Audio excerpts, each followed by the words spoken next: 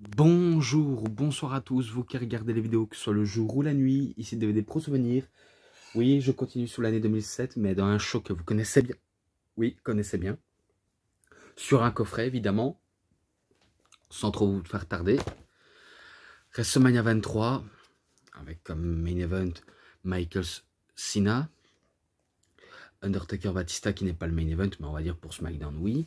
Et la bataille des milliardaires, qui est, on va dire, un semi-main event, si on peut appeler ça comme ça, avec comme arbitre spécial Stone Cold Steve Austin, Lashley contre Umaga, et on va dire Trump contre McMahon, si on peut vulgariser ça. Voilà, les images de ce qui s'est passé, donc ça spoilait bien sûr. Et ils étaient en partenariat avec RTL 9.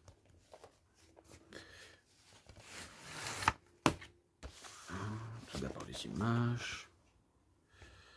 Sympa, sympa, sympa.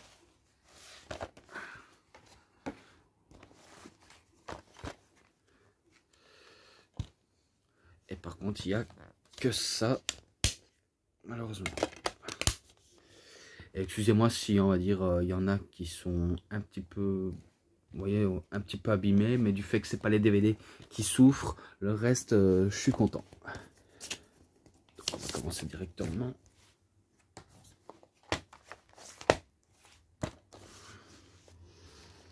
Tout d'abord, je commence dans le DVD 3 pour le Hall of Fame. Donc voilà, comme ça j'y vais crescendo. Cérémonie d'intronisation du Hall of Fame 2007, ouverture du Hall of Fame. Comme premier intronisé, ça va peut-être vous étonner, mais normalement les DVD du Hall of Fame, ils ne sont pas tous en français. Vous voyez, en voix française, même s'ils sont en français sous-titrés, mais là, c'est la première fois où le Hall of Fame est en français, avec Philippe Chéreau et Christophe Ajus qui commentent en disant ce que les catcheurs ont à nous dire. Donc ils parlent de Nick Bob Winkle, The Wild Samoans. Donc je me rappelle qu'il y avait Afa et Sika. Sika qui est le papa de Roman Reigns, et que Roman Reigns est même présent dans ce Hall of Fame, pas pour introniser son père, mais il était dans le public, et qu'il n'était pas encore catcheur à cette époque, Roman Reigns, vu comment il jouait encore au football américain, peut-être universitaire ou quelque chose entre genre.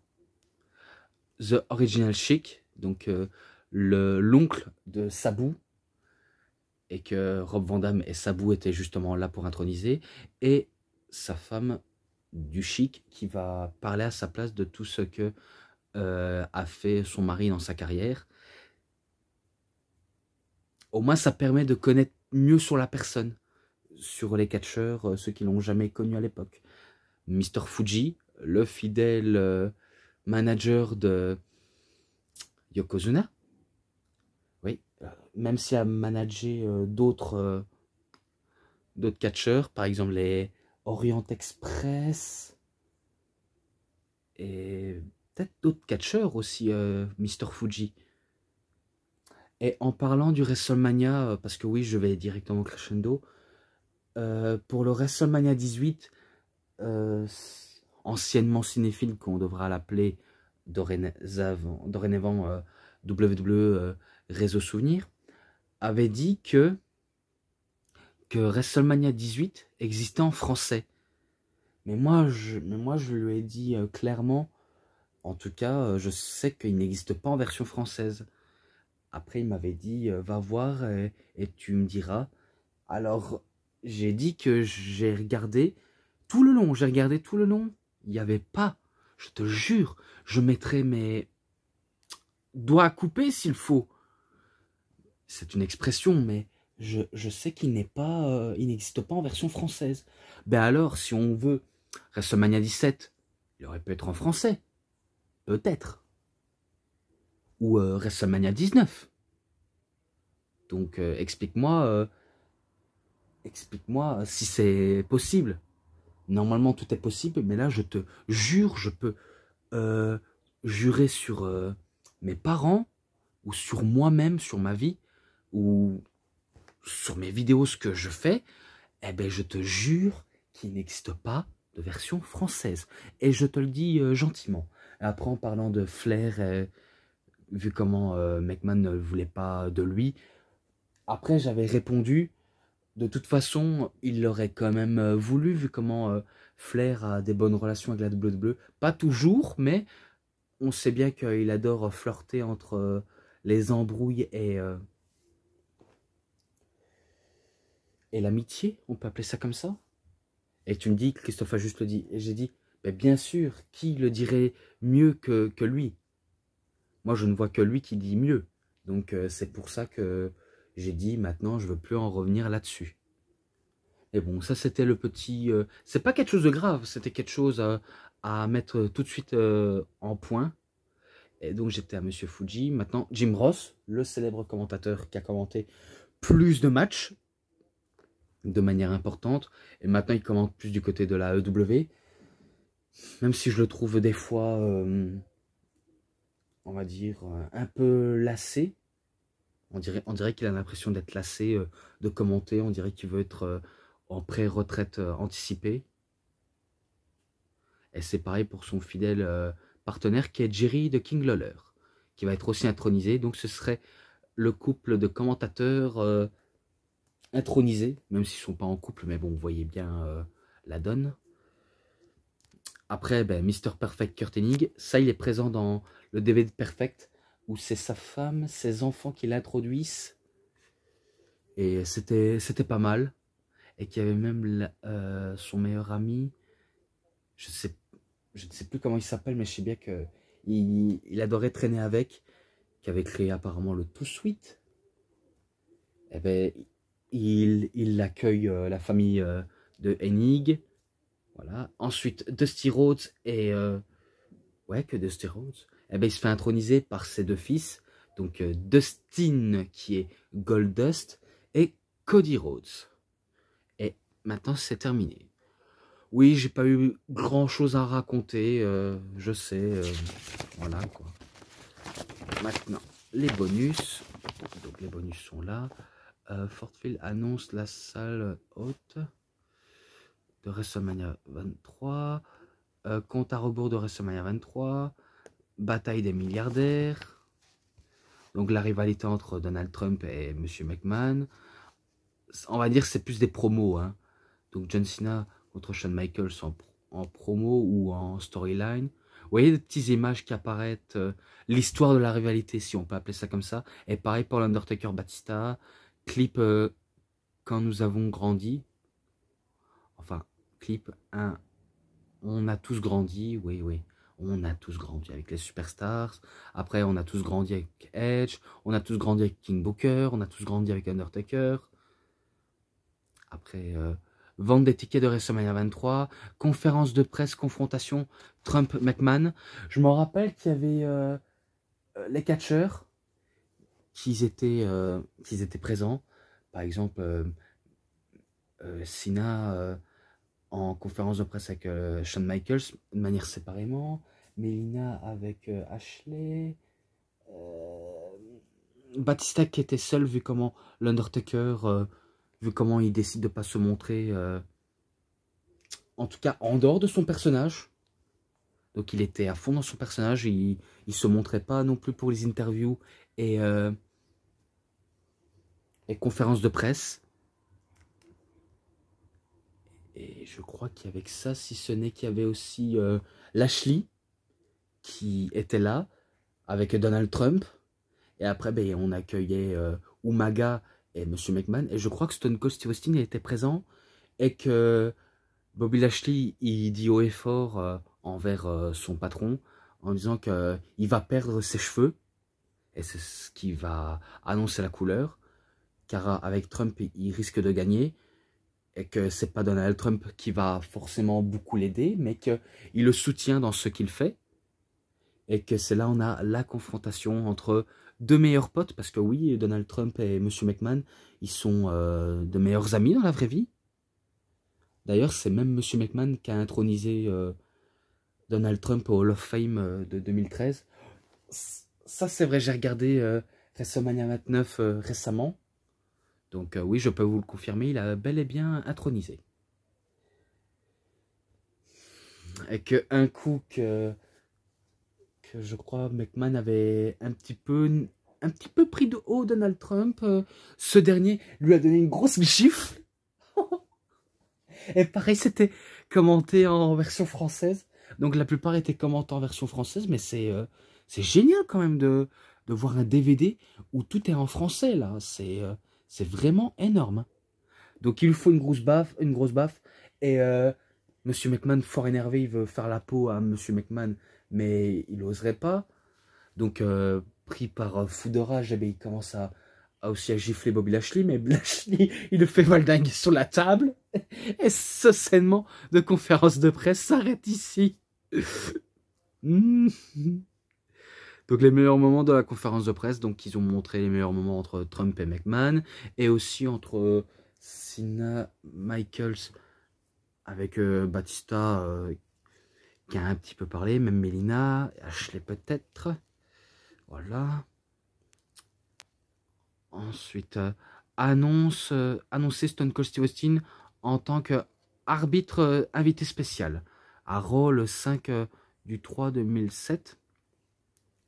Je pense que c'est là où Mick Foley fait une promo et que McMahon, je sais pas s'il voulait de lui en tant qu'arbitre, mais en tout cas, il le dit que ce sera pas lui l'arbitre. Et que je me rappelle qu'il y avait un gorille qui sortait des gradins. Bien sûr que c'était un mec costumé. Et c'est même là où McMahon dit ouais, vas-y, va jouer King Kong. Donc c'est Stone Cold qui était prévu, et qui est prévu même pour le show. Et que vous connaissez bien Stone Cold Steve Austin, il fait pas dans la dentelle. Et en tant qu'arbitre, ben, il est totalement partial, mais vraiment partial. Donc je crois que j'ai assez dit pour ce segment. Ensuite, Undertaker et Batista contre John Cena et Shawn Michaels. Donc c'était la revanche de No Way Out le 26 du 3 2007. Je crois que c'est là où Shawn Michaels il va un peu imiter John Cena quand tous les deux aura fait un You Can See Me. En plus, c'est vrai, Shawn Michaels a fait un You Can See Me avec John Cena. Et au moment où il a fait double descente du coup de poing, ce dernier, ben, il décide de le trahir avec un switch de musique. Donc oui, il le trahit justement. Et il laisse la victoire à Undertaker et Batista. Oui, je crois que c'est là, avant que les deux aussi s'affrontent. Pas mal ce match-là, 3,40. Voilà, d'office. Maria interview avant WrestleMania 23, donc CM Punk. Donc il dit qu'il est hâte d'y être et qu'il est impatient. Ensuite, Bobby Lashley montre le nouveau crâne chauve de Monsieur McMahon. Ça, je m'en rappelle. Au début, je me rappelle qu'il avait fait une promo en disant qu'il avait soudé, collé le chapeau sous son crâne pour éviter qu'on vienne l'arracher de force. Et que j'aime bien Bobby Lashley. Il dit t'assumes pas ta calvitie, Vince? Il a pas dit en micro, mais à façon de parler, de manière a l'air de dire, pour se moquer de lui, t'assumes pas ta calvitie, t'assumes pas ta nouvelle coiffure chauve. Eh ben, en tout cas, Vince c'est le plus gros des menteurs, hein, parce que de dire qu'il a collé le chapeau sous son crâne, ça c'est vraiment à mentir. Donc Lashley, s'il veut, eh ben, il arrache sans pression le chapeau, donc il veut trouver un moyen de se cacher. Par exemple, je crois qu'il a pris le chapeau de JBL. Eh ben, il lui arrache le chapeau, donc il se sent pas à l'abri. Et il a eu une idée de génie, c'est de se cacher dans la jupe de Lilian Garcia. Et il l'a fait. Je suis sûr qu'il était en train de regarder pour voir s'il avait une culotte. En connaissant Vince, vu comment c'est le Sherman, et que c'est un sacré bourreau du sexe, si je peux me permettre. Donc Bobby Lashley, c'est là où je crois qu'il tire la jupe de Liliane. Et du coup, ben, Monsieur McMahon va se planquer dans son bureau parce qu'il assume pas sa calvitie. Et on peut dire merci Bobby.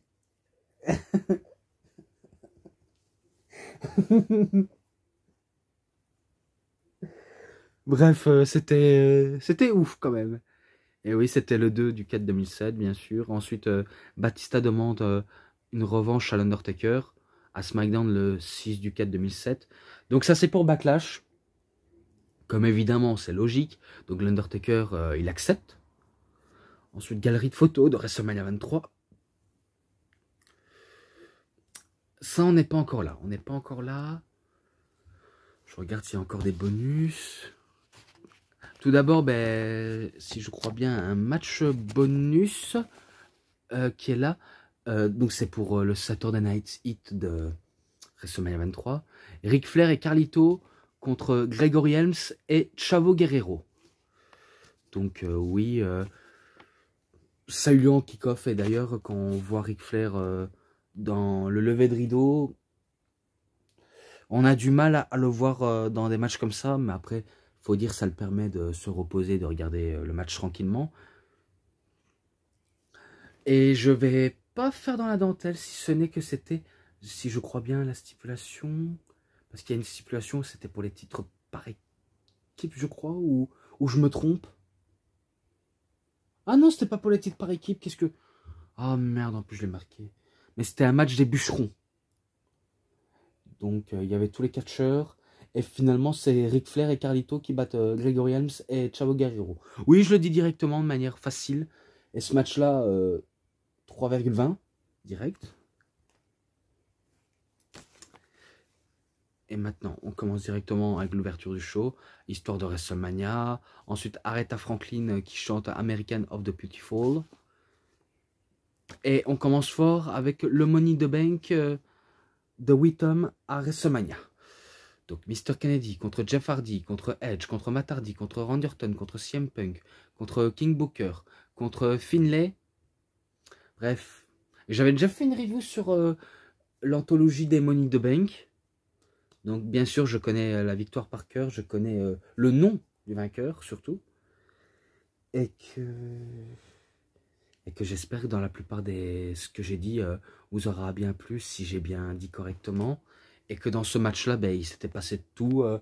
Je me rappelle que Kennedy n'avait pas hésité à prendre Hornswoggle sur ses épaules pour faire écraser au sol, alors qu'il était sous l'échelle.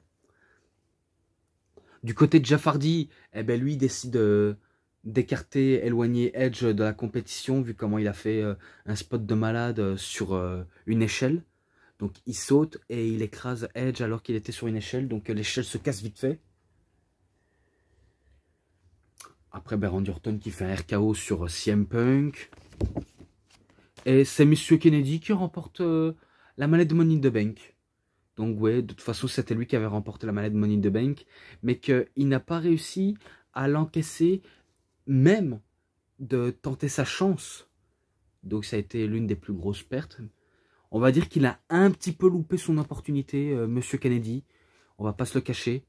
Même si le premier à avoir raté son coup, c'était John Cena, le deuxième Damien Sandow, Baron Corbin, selon mes mémoires. Braun Strowman.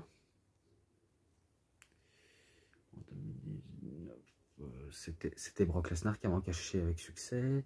Otis, il a raté son coup. Le Miz a réussi 2 fois son coup.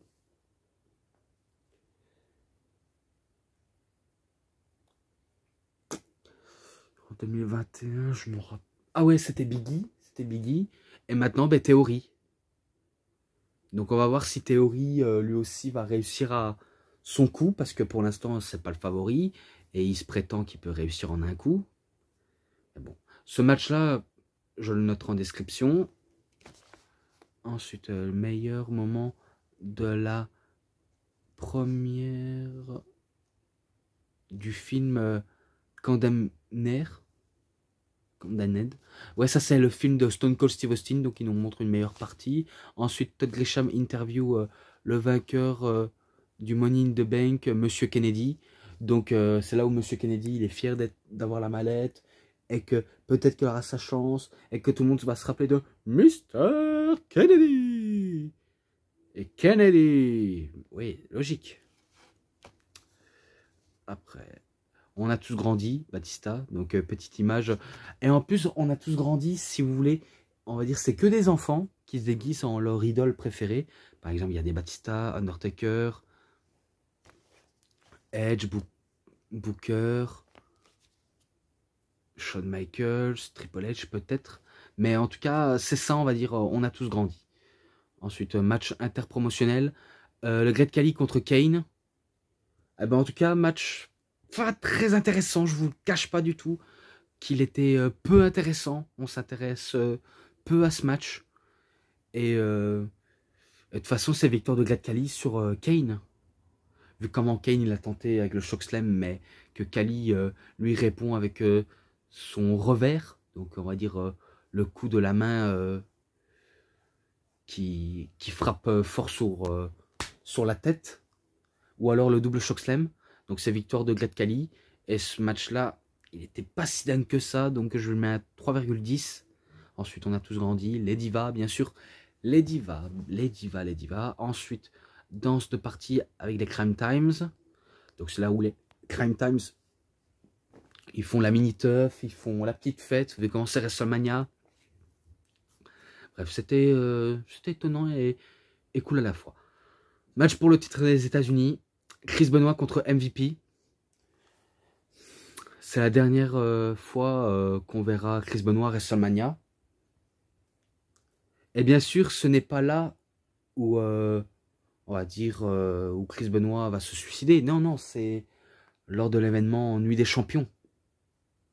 Vengeance Nuit des Champions. Mais ça, je vous raconterai dans ma review sur Vengeance Nuit des Champions, si j'arrive. Mais en tout cas, il conserve son titre avec succès, Chris Benoit. Et que MVP, vu comment il a un côté star dans son entrée, certes, ça aurait pu de son moment, mais dommage, c'est victoire de Benoit.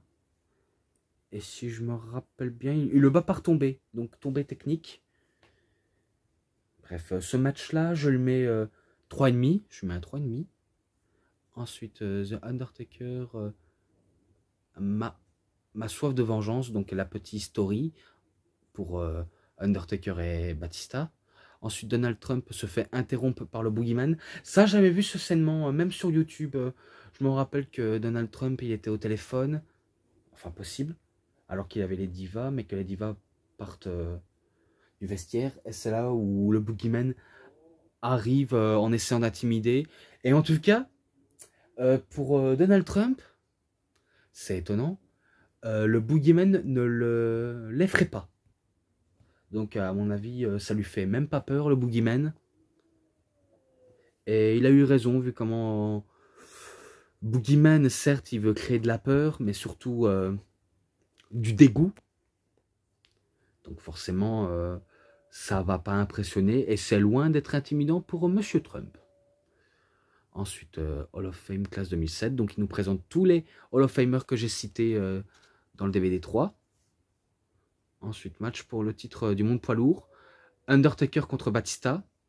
Et c'est même Teddy Long qui accueille les deux catcheurs. Et ben, je me rappelle d'un match épique. Vraiment épique. Je comprends pas pourquoi je l'ai noté de manière un petit peu lamentable. Mais c'est en tout cas, selon les préférences des gens, ça doit être le main event de WrestleMania. Vu comment Undertaker et Batista, ça a de la gueule. Mais même John Cena et Shawn Michaels, ça a de la gueule. Hein. Donc ils ont quand même aussi volé la vedette. Donc pour moi, il n'y a pas de préférence. Pour moi, les deux, enfin les quatre catcheurs, ils sont au sommet de leur art à cette époque. Et que vous savez bien, l'Undertaker à WrestleMania, c'est une histoire de victoire. Une histoire de série d'invincibilité. Et tous les grands combats, même s'il y en a que ça n'a pas été des grands combats, mais face à Batista, c'est sûr ça a été un de ses plus grands combats. Et qui va enchaîner que des magnifiques matchs, que ce soit entre un petit peu 2004, 2005, 2006, c'était pas ouf, mais 2007, 2008, 2009, 2010, 2011, 2012, jusqu'à 2013, ça convenait. Vraiment, ça convenait. Donc vous savez bien que c'est victoire dans l'Undertaker. Il remporte le titre mondial poids lourd. Ce match-là en description. Et belle célébration et une belle victoire pour le Taker. Ensuite, on a tous grandi Bobby Lashley. Monsieur McMahon joue avec sa petite fille. Alors, je ne sais pas pourquoi ils ont mis ce scènement. Mais à mon avis, c'est pour mettre le côté attachant de Vince. L'air de dire qu'il adore les enfants. Oui, bien sûr. Et c'était la fille de McMahon, enfin de Stephanie et de Triple H. Donc oui, c'est leur fille. Et du coup, ben, McMahon, il joue avec sa petite fille, manière mignon. Comme quoi, on dit qu'il n'a pas du cœur, et pourtant, sur ce moment-là, il a du cœur. Ensuite, ECW Originals contre The New Breed. Alors, je vais vous citer les noms des équipes. Oui, oui, oui. Tout de suite, vite fait, bien fait. Alors, dans la ECW Originals, il y avait Rob Van Dam, Tommy Dreamer, Sabu et le Sandman. Donc, c'est eux les pionniers de la ECW. Dans le New Breed, il y avait Elijah Burke, Marcus Corvon, ouais, Matt Striker et Kevin Thorne, accompagnés par Ariel.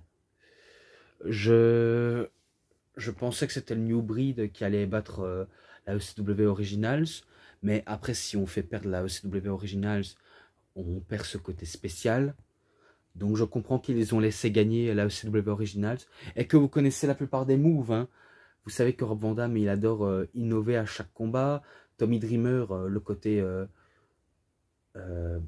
rabaissant, mais qui a du cœur, qui a du courage, qui se laisse pas faire. Sabu, tout toujours aussi suicidaire que non courageux.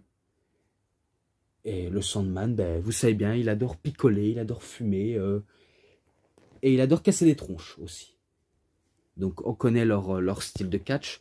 Sans trop tarder, c'est victoire de la ECW Originals contre le New Breed. Et ce match-là, 3,40. Voilà, je donne une chance, c'est 3,40. Ensuite, on a tous grandi, Stone Cold Steve Austin.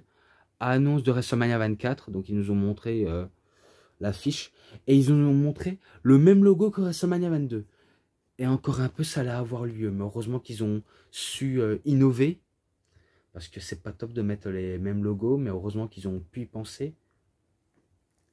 Et là, la partie préférée dont Cinéphile adore. Oui, je pense à toi, Cinéphile. Sans trop me moquer de toi, sans être méchant. Mais je pense à ceux qui sont partisans de Trump. Même si, honnêtement, je ne suis pas un partisan de Trump. Je suis partisan de personne, même si j'adore la plupart des célébrités qui ont du cœur et qui sont grands par l'âme. Comme tu dis, Donald Trump, c'est un grand homme. Oui, parce qu'il est riche, il a un petit peu révolutionné l'Amérique à sa sauce, même si en tant que président, il y en a qui c'était assez critiquable ou bonne chose pour certains. Bref, vous avez compris.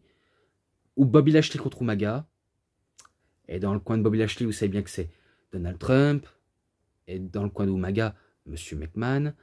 Et que le perdant se fera raser les cheveux. Donc l'un des deux présidents. Enfin, deux présidents. Un président et un milliardaire. Comme Stone Cold Steve Austin en tant qu'arbitre spécial. Alors, niveau technique, Bobby Lashley, normalement, il a ça. C'est vrai que c'est du genre quelqu'un de technique, malgré qu'il est pas mal musclé. Et que malgré son gabarit ultra musclé, c'est vrai qu'il me fait vraiment penser à Brock Lesnar. Surtout à cette époque-là. Et que... je me rappelle que Stone Cold Steve Austin s'est fait un petit peu allumer par Umaga par accident. Et du coup, ben, McMahon cherche à distraire Lashley pour croire qu'il allait se faire attaquer. Et c'est là où Donald Trump fonce comme une furie. Il se jette sur McMahon. Je vous jure, il se jette sur McMahon et il lui assène des coups de poing dans la figure de Monsieur McMahon. Et en plus, je vais vous dire, j'espère que vous allez peut-être rire, surtout toi cinéphile, pardon. Eh ben, je sais pas pour vous, mais quand il donne des coups de poing à la figure de Monsieur McMahon, j'ai l'impression qu'il donne des coups de marteau. J'ai l'impression qu'il donne des coups de marteau envers un vieux vis qui ne veut plus visser. Donc il faut asséner à fond. Et comme on dit, un clou qui dépasse se fait taper dessus.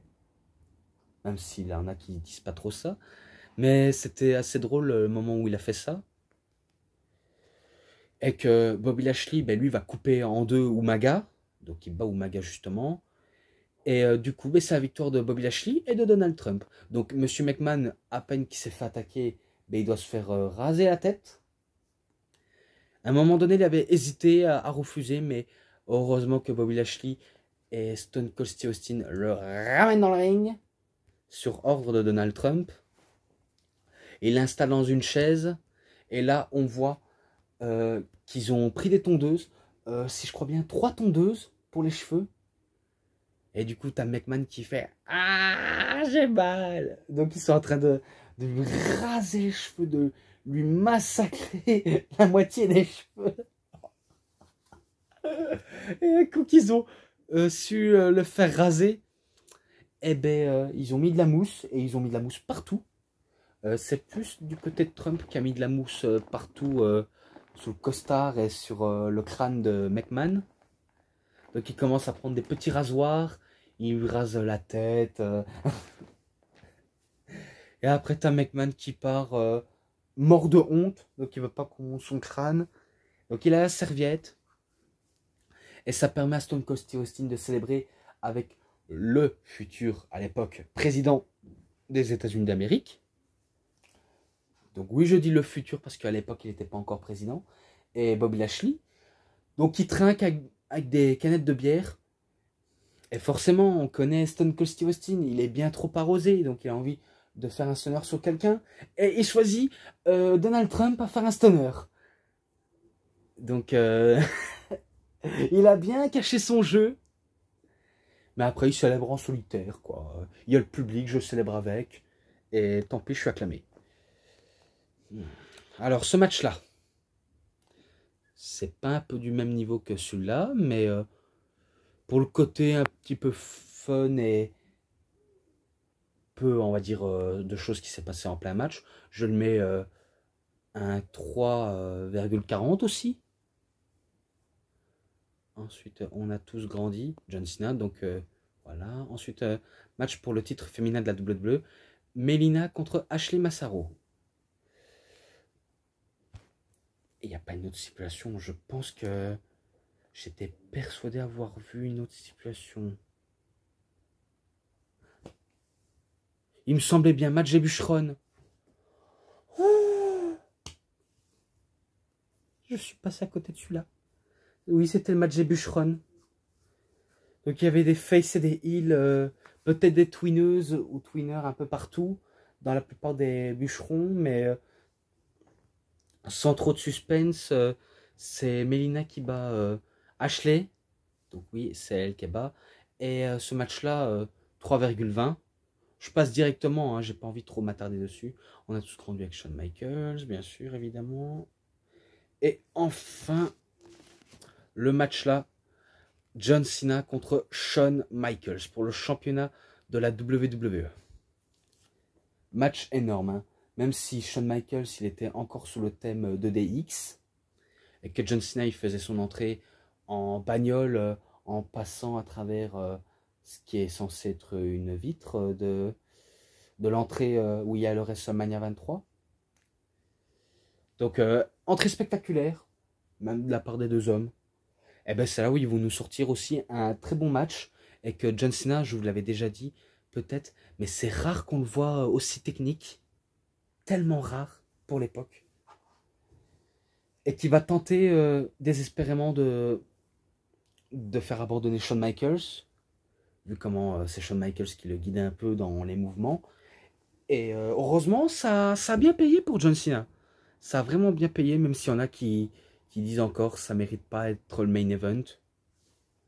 Chacun ses goûts, chacun ses couleurs, chacun ses façons de placer un match, du fait que tout le reste c'est pas catastrophique. Voilà quoi.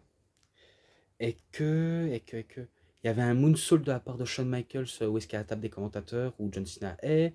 Et John Cena, ben, il se reçoit un marteau-pilon alors qu'il était dans l'un des morceaux d'escalier en acier. Donc il a pris cher pour son crâne. Je crois qu'il a saigné en plein match John Cena. Possible, c'est fort possible. Hein. Mais vu comment John Cena, il sentait qu'il était au pied du mur, comme Shawn Michaels tentait qu'un switch de musique, mais Shawn Michaels, il rate son coup et que John Cena, il esquive. Il fait son FU, mais Shawn Michaels, il esquive. Switch de musique, il touche la cible. Et c'est là où John Cena, ben, il relève son épaule. Après, ben, John Cena, il tente son FU, mais Shawn Michaels relève son épaule. Et après un moment trop attendu sur le ring, eh bien, ils vont se mettre des coups jusqu'à ce que Shawn Michaels fait une erreur. Et John Cena, il en termine avec son STFU pendant un long moment. Et il réussit à faire abandonner Shawn Michaels en plein match. Oui, il l'en termine. Il était énorme ce match, comme l'Undertaker et Batista. Donc celui-là, il était énorme, je vous le cache pas du tout.